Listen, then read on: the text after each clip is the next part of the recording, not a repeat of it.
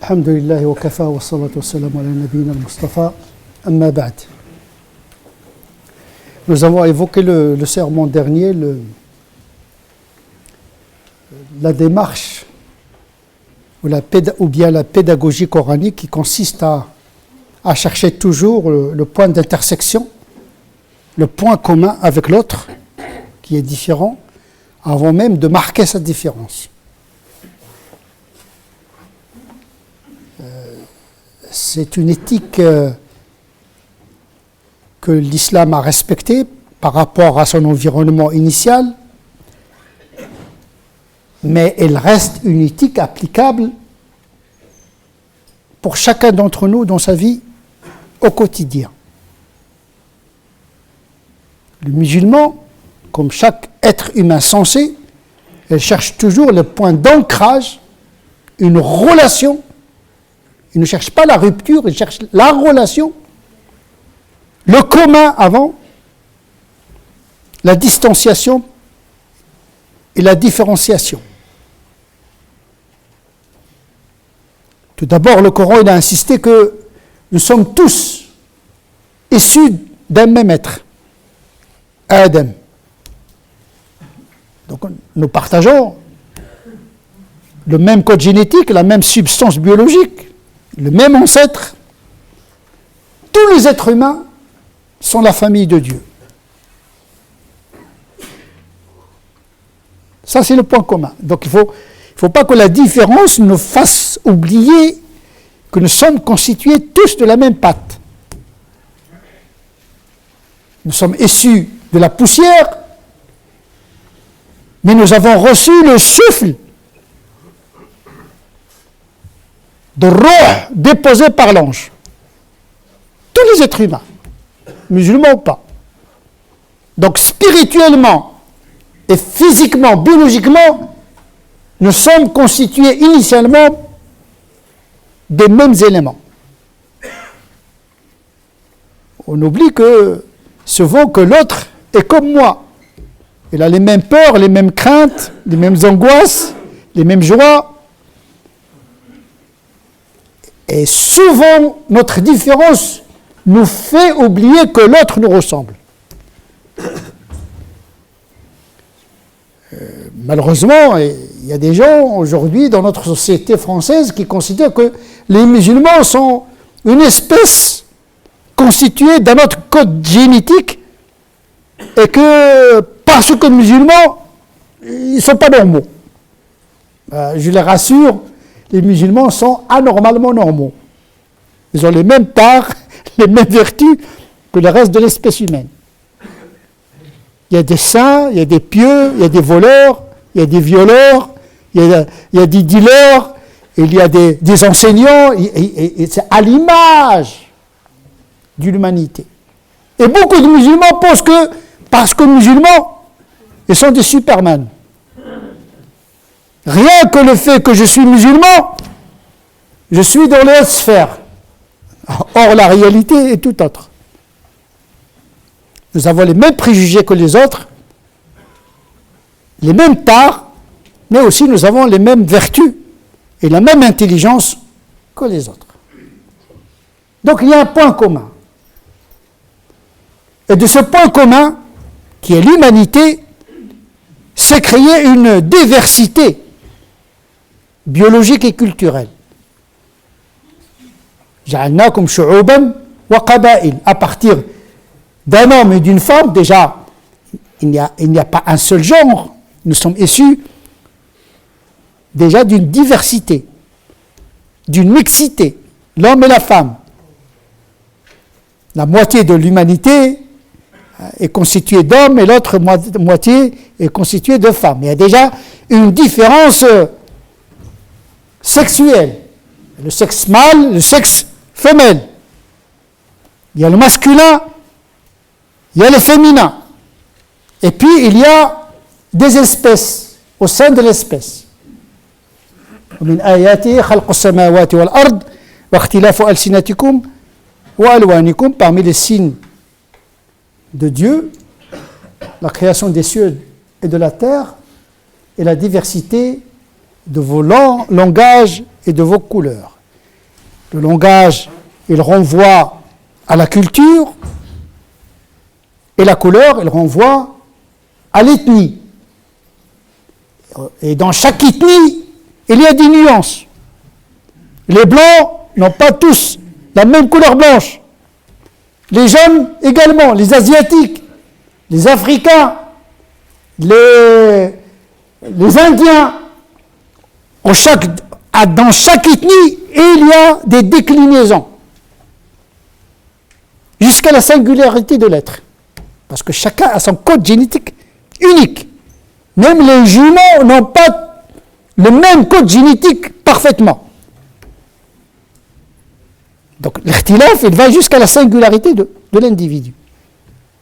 Et donc c'est un donné divin. Dieu a voulu que nous soyons ainsi. Les éléments sont divers. La matière elle-même, il y a la matière visible, il y a la matière invisible, la matière baryonique, la matière non baryonique. Et dans la matière baryonique, c'est-à-dire la matière qui nous constitue, il y a des électrons, des protons, des atomes, ils sont différents. Alors que l'origine de la matière est la même. Les cieux et la terre étaient compacts. Puis, il y a ce qu'on appelle l'entropie, l'expansion de l'univers avec toute la diversité de la matière que cela suppose jusqu'à l'émergence et l'éruption de la conscience humaine. Ce qu'on appelle l'entropie. L'entropie, pas l'entropie, celle qui signifie le désordre, mais l'entropie, c'est-à-dire l'évolution de l'univers, programmation de l'univers pour accueillir l'être humain. Anthropo. L'anthropo, c'est l'homme. Ce qu'on appelle l'anthropologie, ça veut dire que c'est comme Dieu, dès la création de l'univers, il avait une programmation pour accueillir cet être singulier dont la différence par rapport aux autres éléments de la nature est très notoire. Et cette différence continue même à l'intérieur de cette espèce humaine. Diversité culturelle, diversité biologique et ethnique, mais également diversité philosophique, religieuse. Le Coran dit, si Dieu l'avait voulu, il aurait fait de vous une seule communauté. Nous avons dit que l'islam est venu pour insister sur le point commun. D'abord le point commun, l'humanité. Puis avec les croyants, nous croyons Moïse, Jésus, etc. Donc on part de ça. Kalimatin sawa. Oh, vous les gens du livre, venez à une seule parole commune. Et même avec les polythéistes, il a cherché à marquer un point commun, c'est-à-dire, vous qui croyez en votre père Abraham, sachez qu'il n'était pas un associationniste, mais il était un monothéiste. Donc il a cherché le point commun avec les Arabes de l'époque, c'est-à-dire la figure d'Abraham, avec les Juifs, la figure commune, c'est Moïse, avec le christianisme, la figure commune, c'est Jésus et Marie. On ne marque pas sa différence si on ne rassure pas l'autre qu'il y a une forme de ressemblance. Parce que l'autre, qui vous considère que vous êtes totalement différent, à partir de ce moment-là, il y a une rupture de communication et de relation. C'est pour cette raison que les musulmans qui ont compris leur religion, dès qu'ils sont dans un environnement, ils s'inculturent. Ils entrent dans la culture.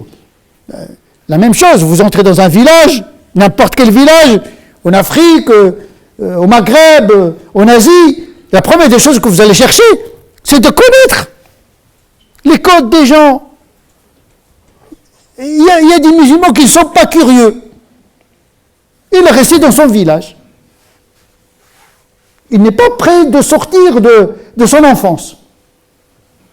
Alors que son village initial a changé de coutume et de culture.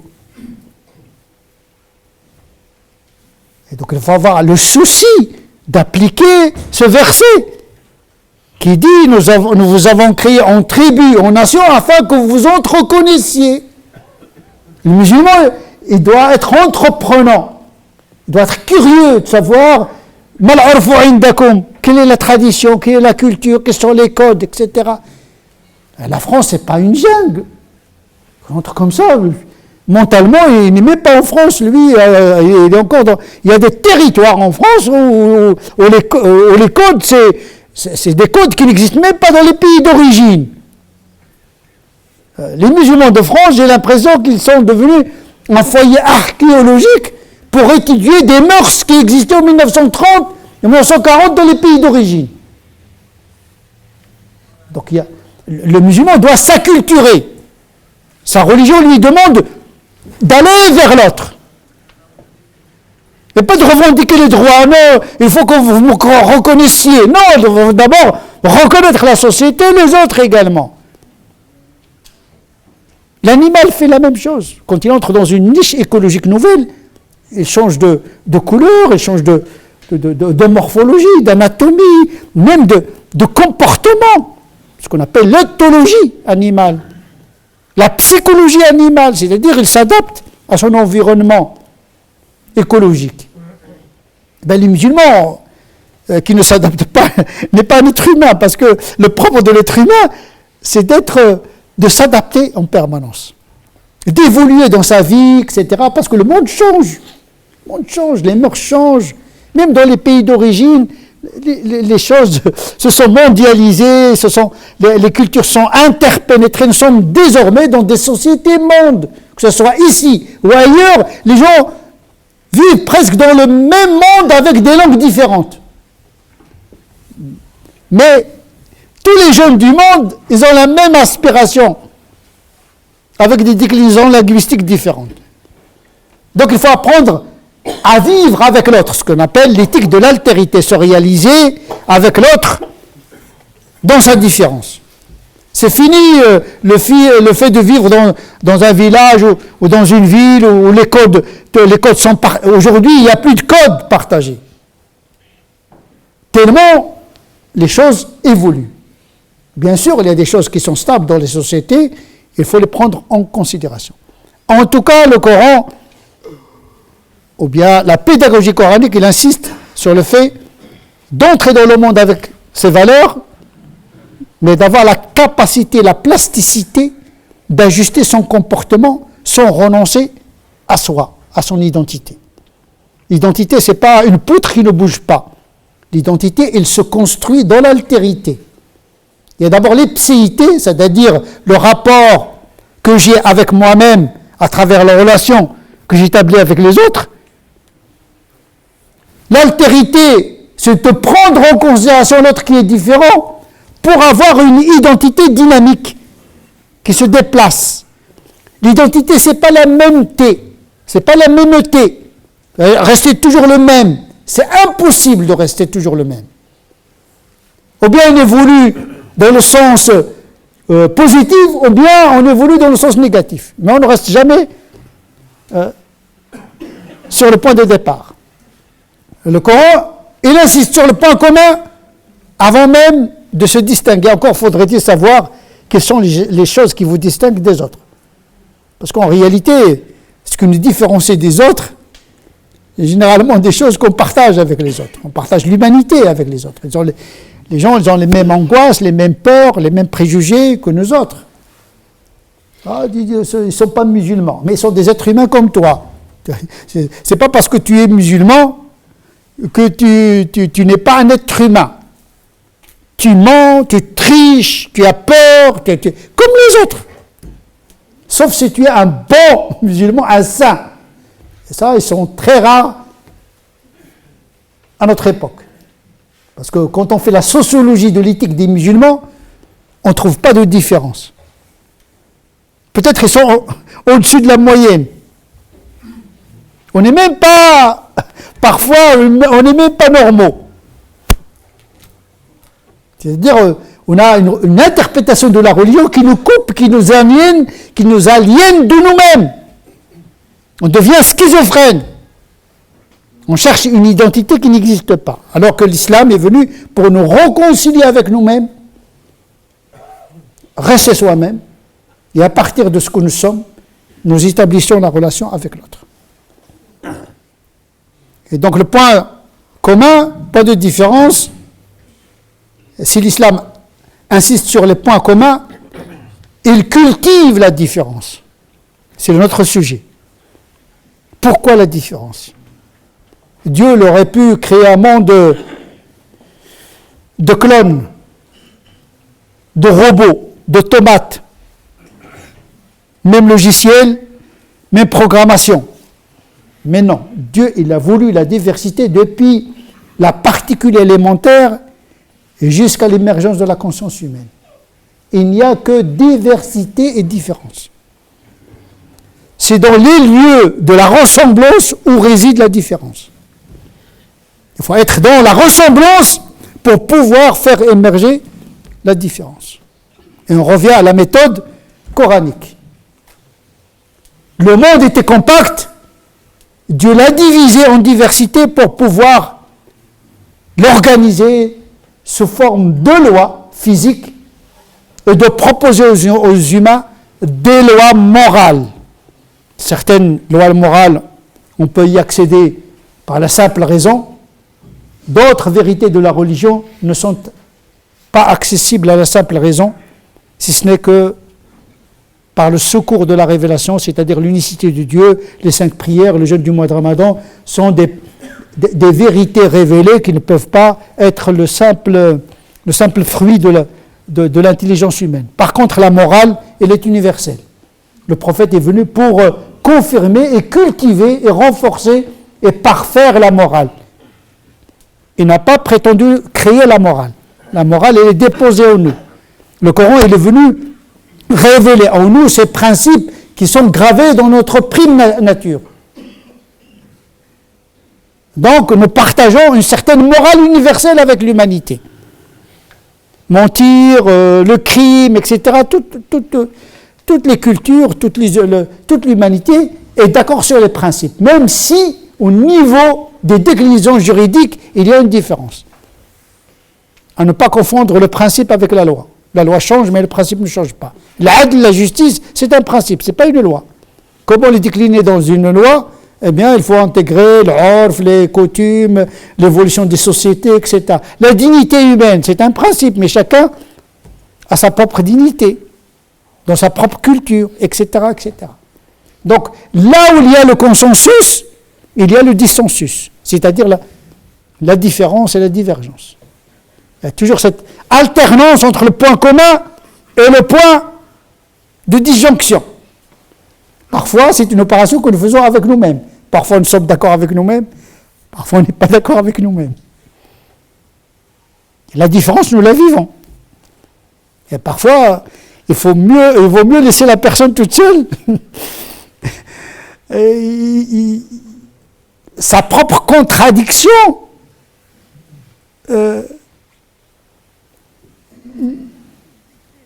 est très signifiante. Parfois, le fait de contredire quelqu'un, vous le renforcez dans son idée. Alors que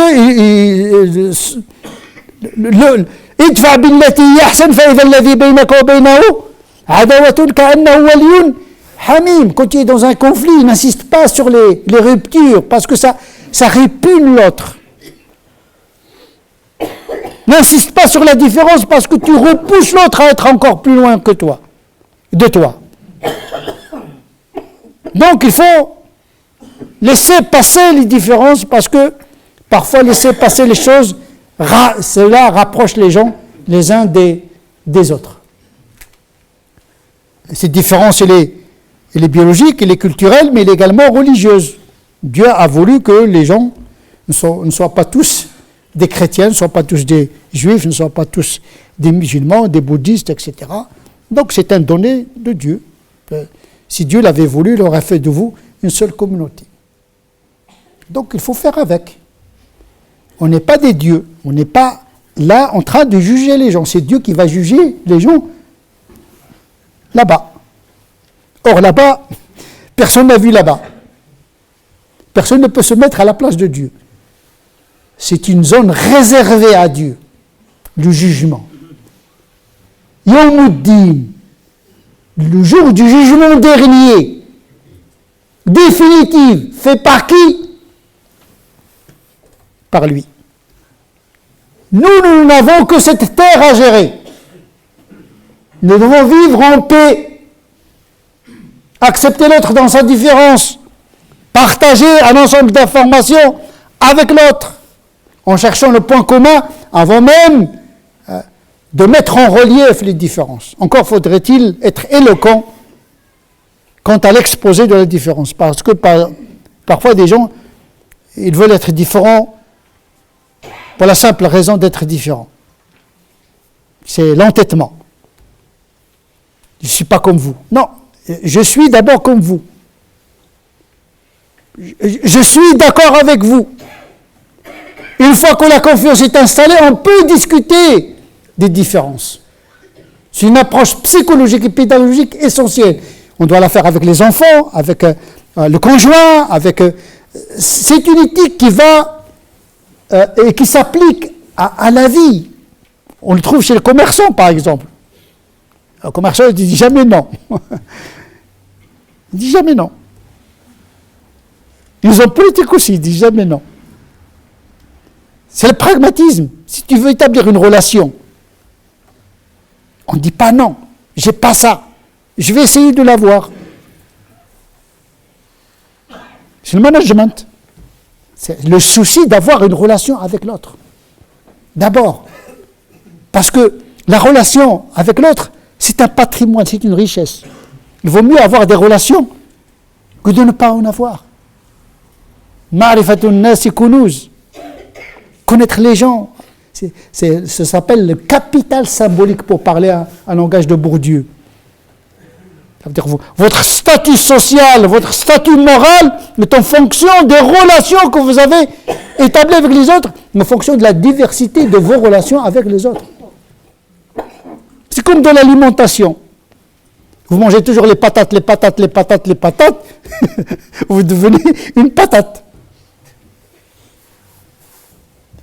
Il faut diversifier.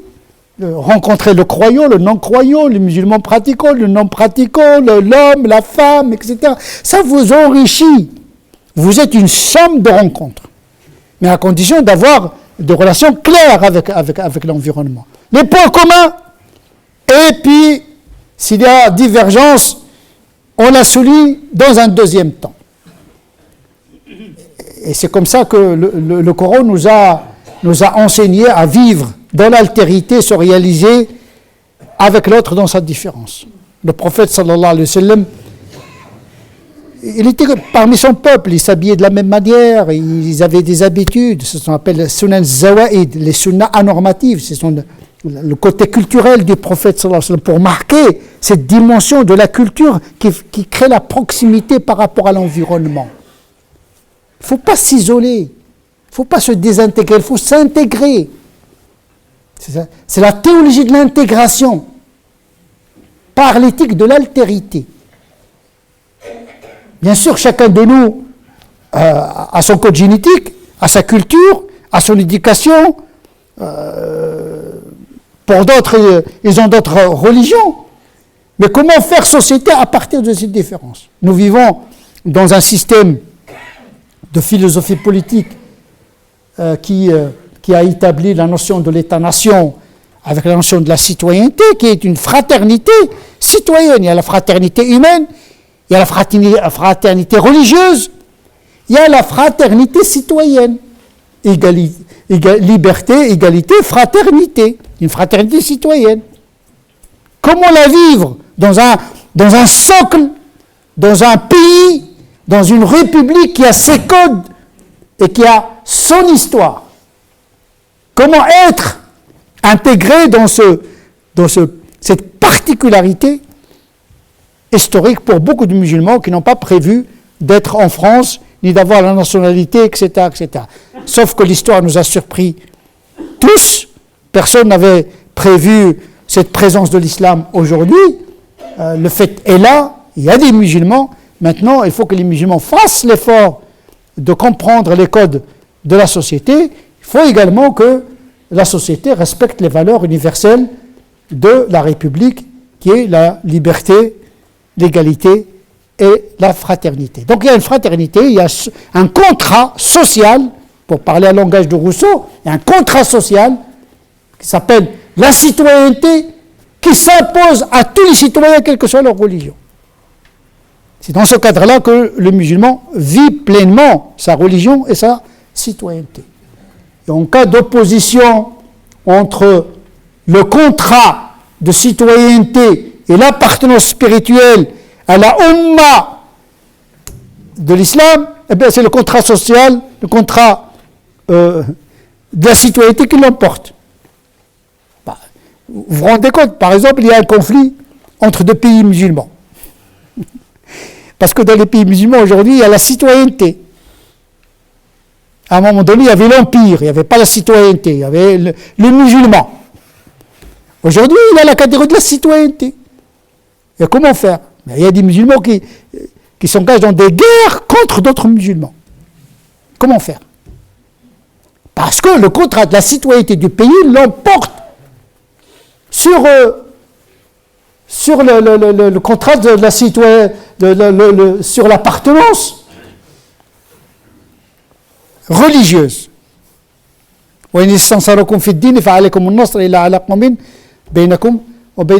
C'est un peuple vous demande secours au nom de la religion, faites-le, sauf s'il s'agit d'un peuple qui n'est pas musulman et avec lequel vous avez signé un contrat, parce que le contrat doit être respecté. Oui, on est tous des musulmans, on appartient à une citoyenneté céleste, mais il y a une citoyenneté terrestre qui nous oblige à respecter les contrats. Il se peut que deux nations musulmanes entrent en guerre. Comment faire? Là, c'est le droit, c'est pas l'appartenance à la religion qui compte, mais c'est les règles et le droit qui gèrent les conflits. À ne pas mélanger l'appartenance à la citoyenneté du ciel, qui est le Ummah al-Islamiyya, et la citoyenneté terrestre, c'est-à-dire appartenir à une civilisation, appartenir à un État-nation. Là, le musulman, il doit marquer ses points d'intersection avec le pays où il se trouve et se démarquer par rapport à d'autres environnements, même s'ils sont des environnements de religion musulmane. C'est toujours ce point commun, point de divergence, cet dynamisme entre le commun et le différent, où le musulman doit construire son identité. Et c'est une règle qui est valable avec les enfants, dans l'éducation avec les enfants, la famille, dans le travail également. À chaque instant, nous devons avoir le souci de marquer une relation pour pouvoir négocier l'altérité, la différence. Mais on ne commence pas avec non. On dit oui, puis on rééquilibre. Même avec les enfants. C'est pour cette raison, en islam, on ne commence jamais par les interdits dans l'éducation. On ne commence pas par l'interdit. On commence par les devoirs, par une relation. Relation à Dieu. D'abord, relation avec soi-même, avec sa famille. C'est la relation, pas la rupture. Les interdits, c'est la rupture. Mais le musulman construit sa vie dans la relation, c'est-à-dire dans le devoir de faire. C'est pourquoi les piliers de l'islam, ce sont des devoirs. Il n'y a pas d'interdit dans les 5 piliers de l'islam. Il n'y a pas dans les 5 piliers de l'islam ne pas boire le vin. Donc on ne commence pas par ne pas boire le vin. Dans l'éducation, on commence par faire une relation, faire un mouvement et pas créer la rupture. C'est pour dire que l'islam, c'est d'abord une religion du devoir, de la relation, avant qu'il soit une religion de la différence et de la rupture.